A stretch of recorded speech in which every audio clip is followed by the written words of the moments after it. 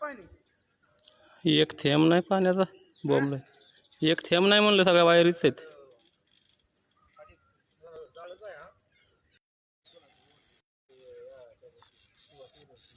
काय नाही कोरड पडली.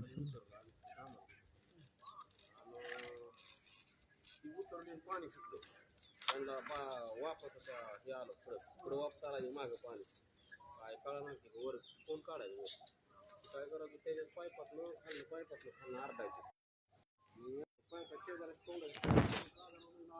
पायपातलं होती कानाला लावून बघतो तर ते आरडतंय वाचतंय पाणी वाचतंय